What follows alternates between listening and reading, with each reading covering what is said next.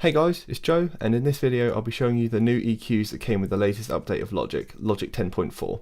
In this update, among many other things, we've got the Vintage EQ collection. In that we have the console, graphic and tube EQ, so I'll be briefly showing you each. So I've just got this basic piano chord loop here to show you how the EQs affect the sound. We'll start with the console EQ, which looks like this.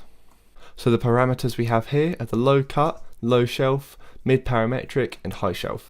So with the low cut, you have the dial here to select where it will start and what frequencies will be cut out, ranging from 50 to 300 Hz. So if I select 150 Hz, everything below that will be cut out. Now we have the low shelf, and again you can choose your frequency here, and this ranges from 35 to 220 Hz. This is somewhat similar in that it will increase or decrease all the frequencies below whatever you select, just less severe.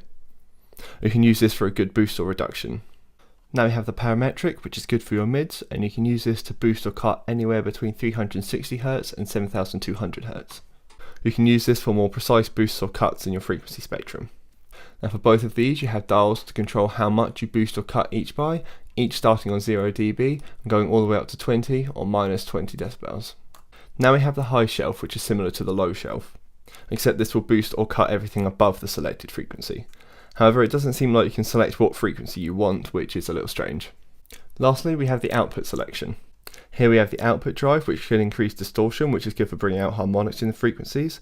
And here is the output model to choose what output you want to select from the other vintage EQs. Here you also have the phase. This is where you can select natural or linear. When you apply EQ, the frequency range you've selected is somewhat delayed by a certain amount. This can cause phasing, so with linear on, it will delay all the frequencies by the same amount, meaning that there is no phasing. And at the bottom you have volume, which is pretty self-explanatory. You can basically increase or decrease the overall volume of the channel this is on.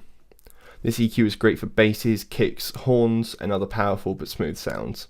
And here we have the input button, which as far as I can tell basically does the same thing as bypass, switching the EQ on and off. So I'm just going to play my piano loop and play with all the parameters to show you how they all sound.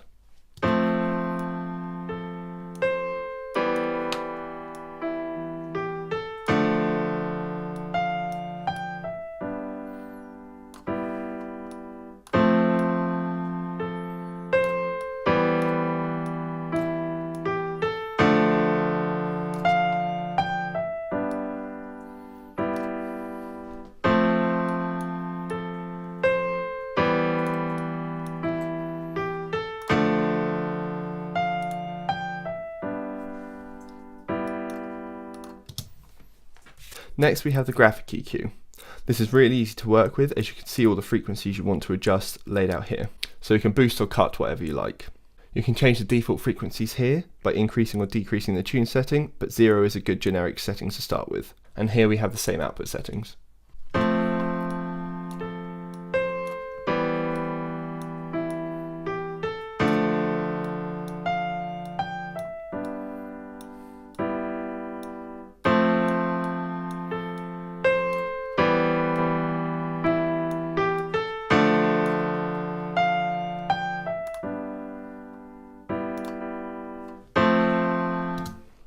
This EQ is good again for basses, kicks and snares, also distorted guitars and sounds with more punch to them.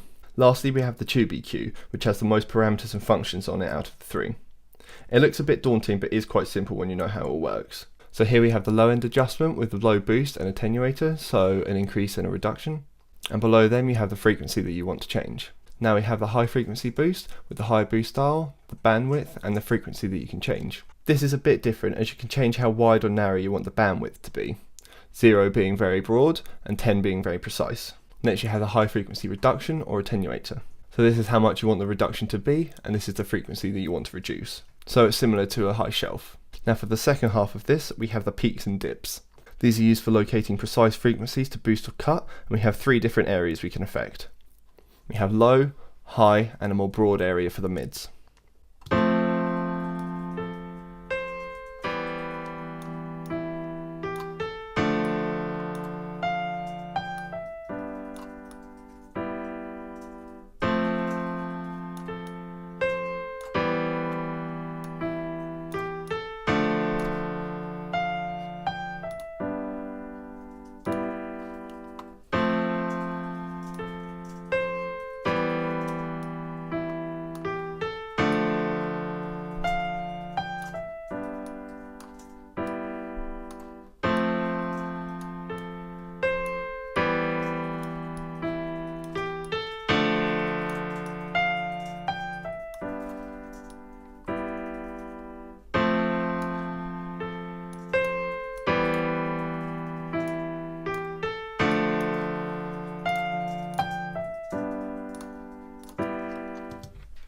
This one's quite good as you have two different input buttons to select which half you want to use, or you can just use both.